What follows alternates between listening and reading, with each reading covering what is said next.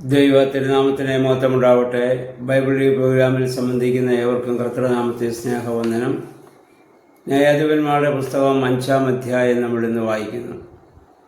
ഇവിടെ ദെബോരായുടെ ഒരു കീർത്തനത്തെക്കുറിച്ചാണ് നമ്മൾ പാടുന്നത്. ദെബോരായുടെയും ബാറാക്കിൻ്റെയും കീർത്തനമെന്ന് ഈ കീർത്തനം അറിയപ്പെടുന്നു. യുദ്ധത്തിൽ പോരാടാൻ വന്ന വിവിധ ഗോത്രങ്ങളെക്കുറിച്ച് നമ്മളിവിടെ വായിക്കുന്നുണ്ട്.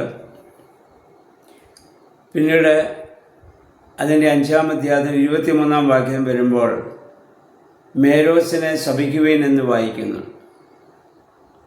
ഇവർ യഹൂദാ ഗോത്രത്തിൽപ്പെട്ട മക്കളാണ്. അവരെ ശപിക്കാൻ കാരണം അവരെ യുദ്ധത്തിൽ ഇവരോടുകൂടി പങ്കെടുത്തില്ല എന്നുള്ളതാണ്. അവർ മൗനം പാലിച്ചു.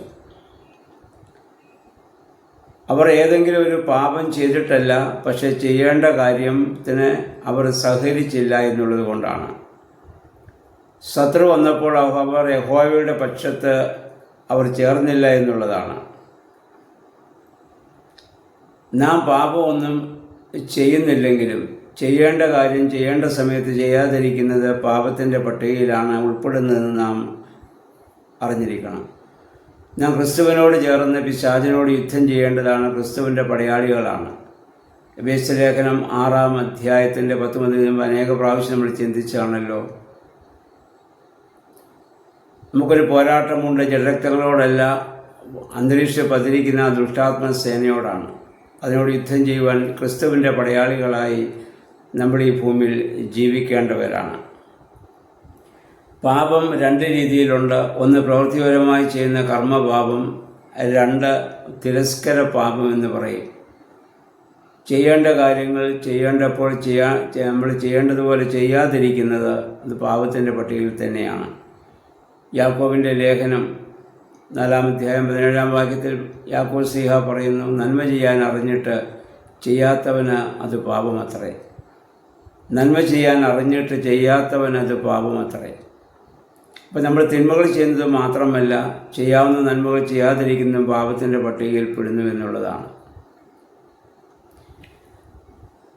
എഹെസ്കേൽ പ്രവചനം 3-ാം അധ്യായം 17-18 വാക്യം യഹോവയായ ദൈവം പറയുന്നു പ്രവാചകനോട്, ഞാൻ നിന്നെ ഇസ്രായേലിൻ്റെ കാവൽക്കാരനാക്കിയിരിക്കുന്നു. ദുഷ്ടൻ ദുഷ്ടത ചെയ്യുമ്പോൾ ദുഷ്ടതയിൽ അവൻ മരിക്കാൻ സാധ്യതയുണ്ട്. ഞാൻ പറഞ്ഞ കാര്യം നീ അവനെ ഓർപ്പിക്കുകയോ അവൻ പാപം ചെയ്യാതിരിക്കാൻ അവനെ പ്രേരിപ്പിക്കുകയോ ചെയ്യാതിരുന്നാൽ അവൻ പാപത്തിൽ മരിക്കും. അവൻ്റെ രക്തമോ ഞാൻ നിന്നോട് ചോദിക്കും. കാരണം നീ അവനെ വേണ്ട ഉപദേശം നൽകുകയില്ല എന്നുള്ളതാണ്. പ്രിയമുള്ളവരെ, നമ്മുടെ ജീവിതത്തിലും ഇത് നമ്മൾ എപ്പോഴും ഓർക്കേണ്ടതാണ്. നാം പാപം ചെയ്യുന്നില്ലെങ്കിലും പാപം ചെയ്യുന്നവനെ തിരുത്തുവാനുള്ള ഉത്തരവാദിത്വം നമുക്കുണ്ട്. ഇത് പറയുവാനുള്ള ഉത്തരവാദിത്വം നമുക്കുണ്ട്. ലൂക്കോസിൻ്റെ സുവിശേഷം 17-ാം അധ്യായം 3-4 വാക്യങ്ങളിൽ നമ്മുടെ കർത്താവ് പറഞ്ഞു, ദുഷ്ടനെ ശാസിക്കുക, അവൻ മാനസാന്തരപ്പെട്ടാൽ അവനോട് ക്ഷമിക്കുക. ശാസിക്കുവാനും ഇത് തിരുത്താനുമുള്ള ഉത്തരവാദിത്വം നമുക്കുണ്ട് എന്ന് നമ്മൾ ഓർക്കണം. അപ്പോൾ നമ്മൾ തിന്മ ചെയ്യുന്നത് മാത്രമല്ല, നന്മ ചെയ്യേണ്ട സമയത്ത് ചെയ്യാതിരിക്കുന്നതും പാപത്തിൻ്റെ പട്ടികയിൽപ്പെടുന്നു. നമ്മുടെ കർത്താവ് പറഞ്ഞതായ ഉപമയിൽ, നല്ല സമരിയാക്കാരൻ്റെ ഉപമയിൽ, അവിടെ ലേവ്യനും പുരോഹിതനും അവനോട് ദ്രോഹം ഒന്നും ചെയ്തില്ല, പക്ഷെ മുറിവേറ്റ് കിടന്നവനെ കണ്ടിട്ട് കാണാത്തതുപോലെ അവർ പോയി എന്നുള്ളതാണ്. അതായിരുന്നു അവരുടെ പാപം. അതാണ് നമ്മൾ പറയുന്ന തിരസ്കര പാപം എന്ന് പറയുന്നത്. അതാണ്. അപ്പോൾ നമുക്ക് ചുറ്റും അകൃത്യവും വഞ്ചനയും ഒക്കെ നമ്മൾ നടക്കുമ്പോൾ നമ്മൾ മൗനമായിരിക്കുന്നത് ആ പാപം ചെയ്യുന്നതിന് ഇത് തുല്യമാണ്. അതുകൊണ്ട് നാം ക്രിസ്തുവിൻ്റെ പടയാളികളാണെന്നുള്ള ബോധ്യത്തോടെ നന്മ ചെയ്യാനും തിന്മയ്ക്കെതിരെ ശബ്ദിക്കാനും നമുക്കിടയാകണം. നമ്മുടെ കർത്താവും സ്ത്രീഹന്മാരും ഒക്കെ അതാണല്ലോ ചെയ്തത്.